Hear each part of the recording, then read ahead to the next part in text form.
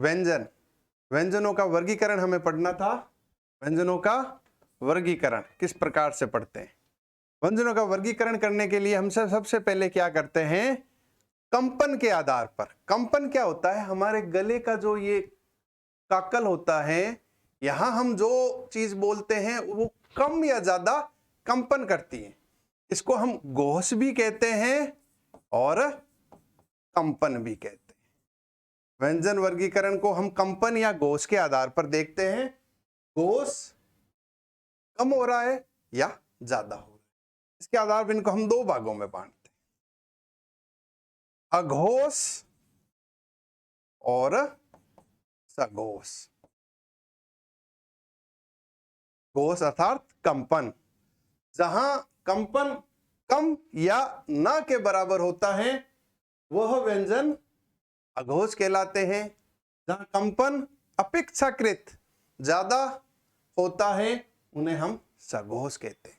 अब हम क वर्ग था, च वर्ग था, ता वर्ग था, ता था, प था, उसके बाद य वाले वर्ण थे और स वाले वर्ण थे।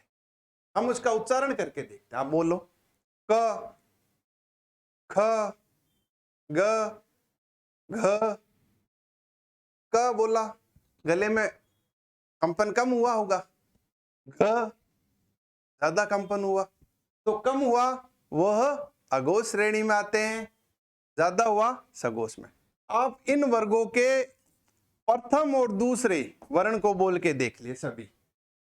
क, ख, च, छ, ट, ठ, त, थ, प, फ, बोले यहां तक 5 वर्गीय व्यंजन हो। इनमें क्या हो रहा है? कंपन कम हो रहा है। इनको हम क्या नाम देते हैं? अघोष। अर्थात सभी वर्गीय व्यंजनों का प्रथम और दूसरा वर्ण किस में आएगा? अघोष के अंतर्गत आता है। उसके बाद आप बोलो य कंपन हो रहा है, र, ल, व हो रहा है, ये य वाले वर्ण नहीं आएंगे।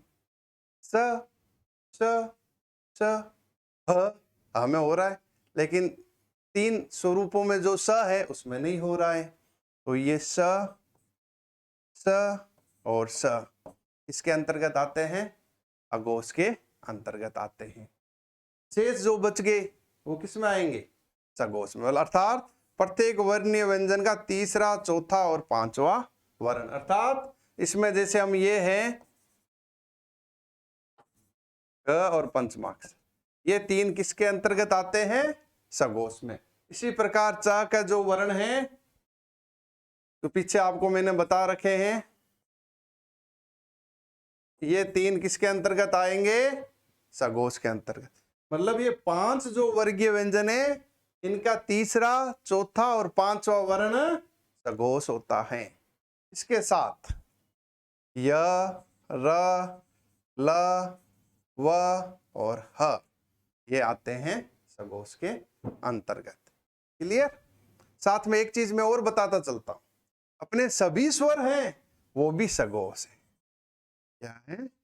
सभी स्वर सघोष है, ये सारे सघोष के अंतर्गत आते हैं।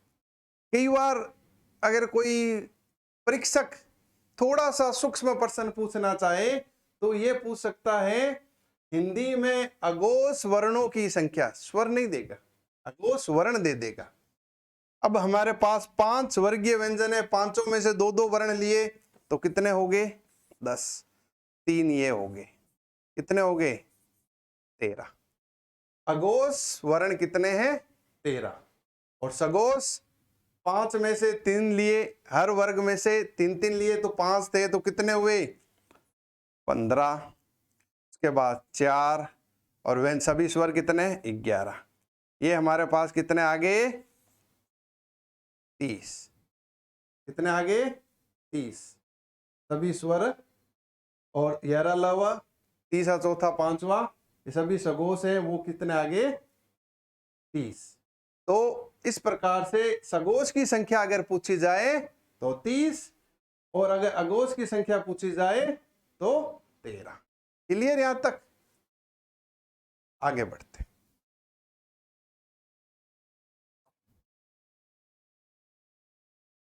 अब आता है, हमने देखा अभी तक घोष या कंपन के आधार पर। दूसरा आता है प्राणवायु। ये प्राणवायु क्या चीज है? प्राणवायु के आधार पर, अर्थात हमारे फेफड़ों से जो स्वर या वर्ण के उच्चारण के लिए जो वायु निकलती है उसकी मात्रा को लेकर के भी हम वर्णों का वर्गीकरण करते हैं। इसका दो भागों में बांटते हैं, अल्प प्राण और महाप्राण। अल्प मतलब कम, महा मतलब अधिक, अर्थात जिन वर्णों के उच्चारण में प्राणवायु कम मात्रा में या न के बराबर हमारे मुख विवर से बाहर आती हैं उनको हम कहते हैं अल्प प्राण, और जिन वर्णों के उच्चारण में प्राणवायु अधिक मात्रा में बाहर आती है उनको हम कहते हैं महाप्राण। वही चीज थी, आप उच्चारण करके देखिए। और उसको करने के लिए मैं आपको एक प्रायोगिक तौर पर बता देता हूं। आप हथेली को अपने मुंह के आगे रखिए और क वर्ग से संबंधित सभी वर्णों का उच्चारण कीजिए। आप क्या महसूस करोगे? देखो, क, ख, ग, घ, पंचमाक्षर है ना। उसी प्रकार ता का करोगे, त, थ, द, ध, न किया। आपकी हथेली पर जहां हवा लगी, आपने जो महसूस किया, तो आपको लगा होगा आपने प्रथम वर्ण किसी भी वर्ग का, तृतीय वर्ण और पंचम वर्ण का जब उच्चारण किया तो आपकी हथेली के पीछे वाले भाग पर हवा ने स्पर्श किया था। तो हम क्या कहेंगे? प्रत्येक वर्ग का प्रथम, तृतीय और पांचवा वर्ण क्या है? अल्प प्राण है। क्लियर? और उसके साथ साथ य, र, ल, व, ये चारों भी क्या है? अल्प प्राण हैं। साथ में सभी स्वरों को हम अल्प प्राण कहते हैं। सभी स्वरों का उच्चारण करोगे तो आपके मुख विवर से कम मात्रा में या न के बराबर हवा या प्राण वायु निकलेगी। तो ये आते हैं अल्प प्राण के अंतर्गत। शेष बचे महाप्राण, प्रत्येक वर्ग का दूसरा और चौथा। दूसरा जैसे क वर्ग था तो मैं क वर्ग में ख और ग, ये क्या आगे? महाप्राण के अंतर्गत। उसके बाद आ जाता है स, स, स और ह, ये आ जाते हैं महाप्राण के अंतर्गत। क्लियर? अगर ये पूछ लिया जाए सभी स्वर हैं, आ जाएगा अल्प प्राण, महाप्राण पूछ लिया जाता है। या फिर कोई अन्य तरीके से पूछ लिया जाता है कि अल्प प्राण स्वरों की संख्या कितनी है। क्वेश्चन बनाने वाले किसी भी स्तर पर किसी भी तरीके से क्वेश्चन बना सकता है, लेकिन हम जब कंटेंट को वर्गीकृत करके पढ़ लेंगे तो क्वेश्चन किसी प्रकार का है, हमें किसी प्रकार की चिंता करने की कतई जरूरत नहीं है। अगर ये पूछ ले अप्राण स्वरों की संख्या कितनी है, तो जितने स्वर है वो सभी अल्प प्राण है। अल्प प्राण व्यंजनों की संख्या पूछ ले तो हम प्रत्येक वर्ग का 3 है तो 5 वर्गों से 15 हो गए, य, र, ल, व हो गए, 15 और 4 19 हो गए। हम इसको निकाल सकते हैं। क्लियर? आगे बढ़े, चलो। अगला हम वर्गीकरण करेंगे उच्चारण स्थान के आधार पर।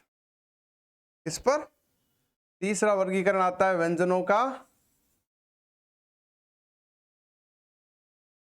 उच्चारण स्थान के आधार।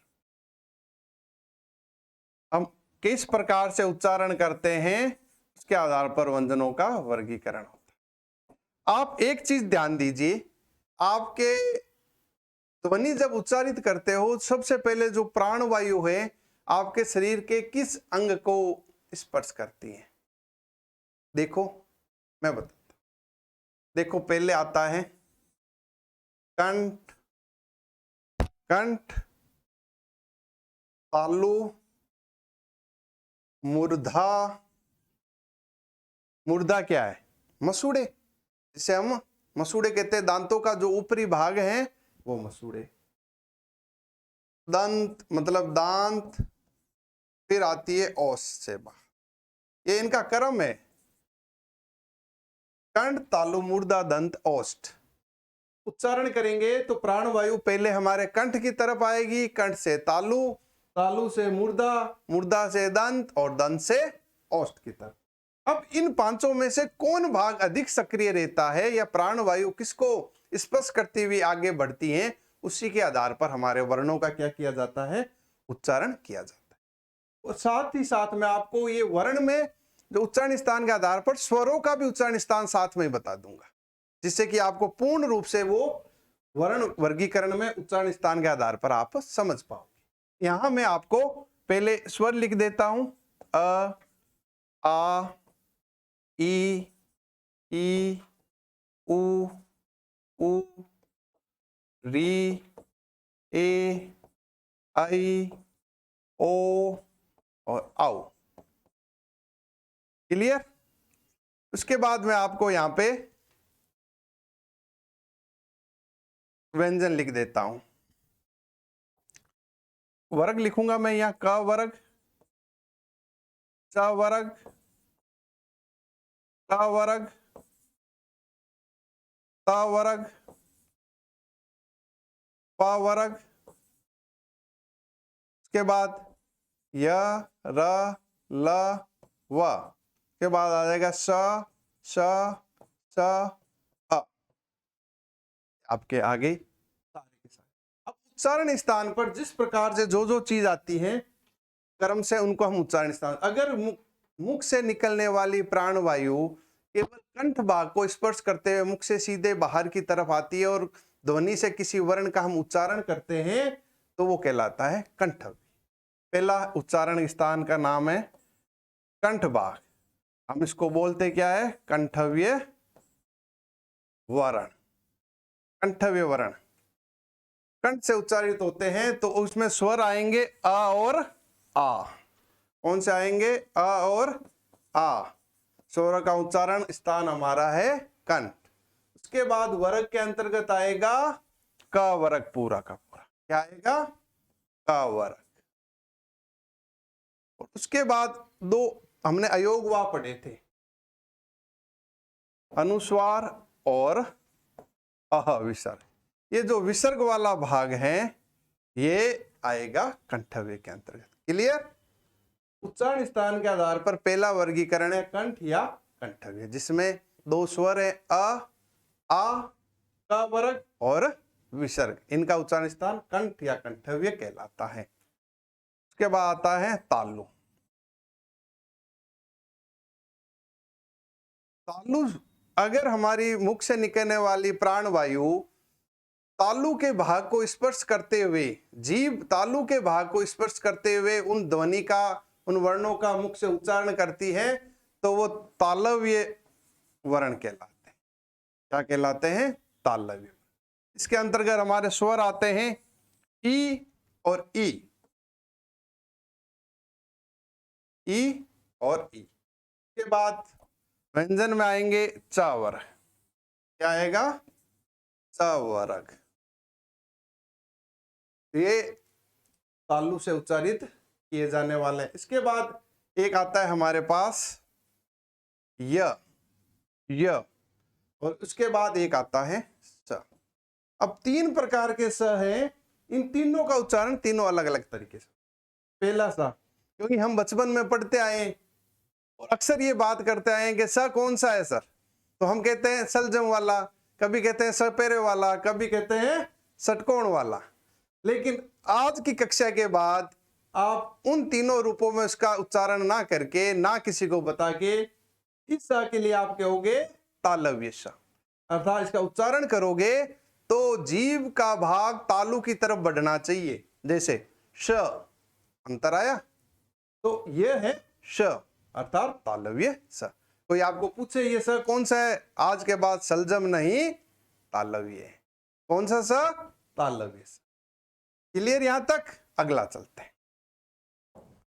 अगला आता है मुर्दा अर्थात मसूड़े।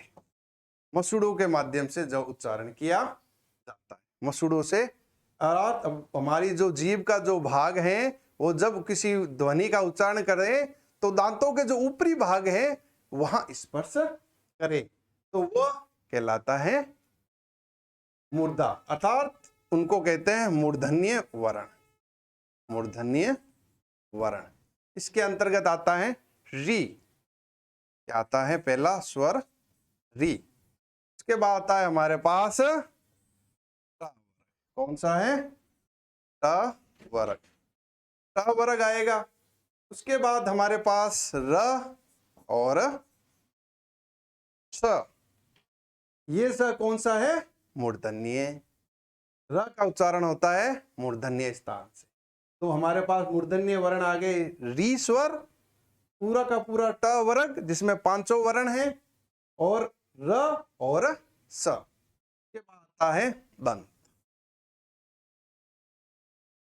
अर्थात जिन वर्णों का उच्चारण करते हुए हमारी जीवा का भाग दांत की तरफ बढ़ता है, या तो स्पर्श करता है या दांत के पास तक चला जाता है, उनको हम कहते हैं दंतव्य। क्या कहते हैं? दंतव्य। दंतव्य के अंतर्गत आते हैं हमारे पास ये त वर्ग। क्या आता है? त वर्ग, पूरा का पूरा त वर्ग आएगा। उसके बाद आता है हमारे पास ल और स। इस स का उच्चारण किस प्रकार से होगा? दंतव्य। जैसे ही हम इस प्रकार के स का उच्चारण करेंगे तो अपनी जीवा का भाग दांत की तरफ लेके आएंगे। जैसे स। अब मैं तीनों उच्चारण आपको सामने करके बता रहा हूं, तीनों स का आप ध्यान रखना। प्रथम है श, दूसरा है श, तीसरा है स। क्लियर? तीनों में आपको उच्चारण में विभेद किया होगा आपने, तीनों उच्चारण अलग तरीके से हो रहा था। जैसे एक हो रहा था हमारा तालु से, एक हो रहा था मुर्दा से, एक हो रहा था हमारा दंत से। क्लियर? आगे बढ़ते हैं। अगला आता है हमारे पास ओष्ठ अर्थात जिन वर्णों का उच्चारण करते हुए जीभ हमारे ओष्ठ की तरफ जाती है या फिर हमारे होठ हैं वो आपस में मिलकर के बंद होकर के पुनः खुलते हैं, तो वहां वो वर्ण कहलाएंगे ओष्ठीय। क्या कहलाएंगे? ओष्ठीय। अर्थात जिनके उच्चारण में ओष्ठ सक्रिय रहते हैं अधिक, तो वहां ओष्ठीय होते हैं। इसमें स्वर आते हैं उ और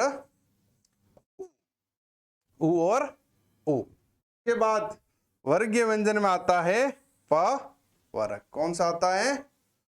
प वर्ग। प वर्ग। क्लियर? प वर्ग आता है।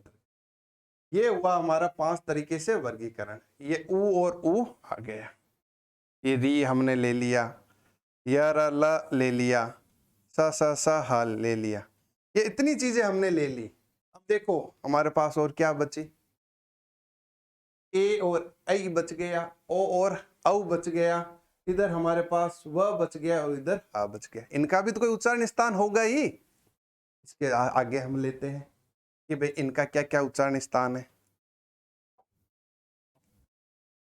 जिस प्रकार से अब आपको ये देखने की जरूरत है कि ए और ऐ किस प्रकार से मिलकर बने। जैसे ए है, अ और ई से मिलके बना है, से मिलके बना है, अ और ई से मिलके बना है। अब हमें देखने की जरूरत है अ का उच्चारण स्थान क्या है। अ का उच्चारण स्थान क्या है? हमने देखा कंठ, अ का उच्चारण स्थान। ई का उच्चारण हम स्थान देखा हमने तालु। मतलब 2 चीजों से यह उच्चारित होता है। तो अगला वर्गीकरण हम लेंगे कंठ तालव्य। कंठ तालव्य।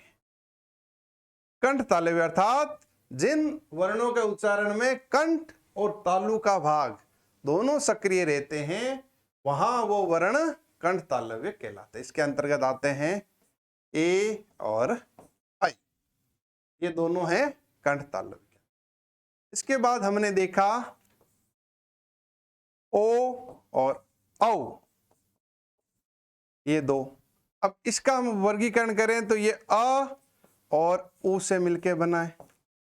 उ का उच्चारण हमने स्थान देखा ओष्ठ, आ का देखा कंठ, कंठ और ओष्ठ, कंठ और ओष्ठ। इसके आधार पर हम अगला उच्चारण स्थान के आधार पर 7 वर्गीकरण करते हैं। कंठोस्थ, कंठोष्ठ, इसमें आता है ओ और औ। क्लियर? और औ। इसके बाद हमने देखा था कि हमारे पास एक व था, इसका हमने अभी तक वर्गीकरण नहीं किया। अगर वह आपको पूछ लिया जाए, ये होता है दंतोष्ठ। दांत और ओष्ठ के संयुक्त रूप से वह का क्या होता है? उच्चारण किया जाता है। क्लियर यहां तक? अगला लेते हैं। इसके बाद हमने देखा हमारे पास एक था ह। क्या था? ह। ह का उच्चारण, ह का उच्चारण करते हुए हमारे एक काकल भाग है, जो जीवा जहां से शुरू होती है उस भाग को हम कहते हैं स्वर यंत्र या उसको हम कहते हैं अली जीवा। क्या कहते हैं? अली जिह्वा। इसको हम स्वर यंत्र भी कहते हैं। क्या कहते हैं? स्वर यंत्र। अर्थात ह का उच्चारण हमारे अली जीवा भाग से, जिसे हम स्वर यंत्र भी कहते हैं, वहां से किया जाता है। क्लियर? ये उच्चारण स्थान के आधार पर आपका ये सारा वर्गीकरण था। कितने भागों में बांटा हमने? 9 भागों में बांटा। इसके साथ एक भाग और आता है हमारे पास, नासिक, या हम इसको अनुस्वार भी कहते हैं। हमने अयोगवाह 2 देखे थे, एक अनुस्वार का और एक विसर्ग का। विसर्ग का तो उच्चारण हमने प्रथम भाग में जो कंठ के माध्यम से होता है वहां देख लिया था, अनुस्वार था। अनुस्वार का उच्चारण हमारा नासिका के माध्यम से किया जाता है, क्योंकि जो प्राण वायु निकलती है मुख के साथ साथ नासिक छिद्रों से भी होते हुए बाहर निकलती है। आप किसी भी प्रकार के वर्ण को बोलोगे तो नाक पर जोर आएगा और कुछ प्राण वायु का भाग नाक की ओर जाएगा। जैसे आप बोल के देख लो, अंग, नाक पर कंपन हुआ। कंचन, नाक पर कंपन हुआ। मतलब कंपन कब हो रहा है? जब प्राण वायु नासिका छिद्र के अंदर जा रही है। तो ये हमारे इसके अंतर्गत आता है। तो हमने उच्चारण स्थान के आधार पर देखा कि 10 प्रकार का वर्गीकरण किया जाता है। अब मैं ये समझता हूं कि आपने वर्णों को तो ढंग से देख लिया होगा कि आपने वर्णों का वर्ण कहते किसे हैं, वर्ण होते क्या है, स्वर किस प्रकार के थे, व्यंजन कैसे थे, प्राण तत्व के आधार पर अल्पप्राण, महाप्राण, अल्पप्राण कौन कौन से थे, महाप्राण कौन कौन से हैं, अघोष और सघोष आपने देख लिए, उच्चारण स्थान के आधार पर आपने देख लिए, और आपने उसमें व्यंजन जिसे हम संघर्षी व्यंजन कहते हैं वो भी आपने देख लिए। अपने पूर्ण रूप से स्वरों का और व्यंजनों का वर्गीकरण कर लिया है। अब आगे के जो हम बिंदुवार जिसमें पढ़ेंगे, यही सघोष, अघोष, अल्पप्राण हमारे साथ बार बार चलते जाएंगे, जिससे कि हम परिचित हो गए। कहते हैं ना कि जिस प्रकार से हम अगर सफर में चल रहे हैं तो हम सफर में चलते चलते हमारा कोई परिचित साथी साथ हो जाए तो सफर जल्दी अच्छा निकलता है और आनंद भी आता है। उसी प्रकार व्याकरण के सफर में हम जब आगे बढ़ रहे हैं तो इन साथियों से हम परिचित हो गए तो सफर और आगे अच्छा चलेगा। और सारथी आपके लिए तत्पर हैं, आप इसके साथ जुड़े रहिए और हमें आशीर्वाद देते रहिए, हमारा मनोबल बढ़ाते रहिए, और हम आपके साथ नई सामग्री के साथ, नए तथ्यों के साथ, नए स्वरूप में हाजिर होते रहेंगे। आप अपना आशीर्वाद बनाए रखें। इसी के साथ जय हिंद, धन्यवाद।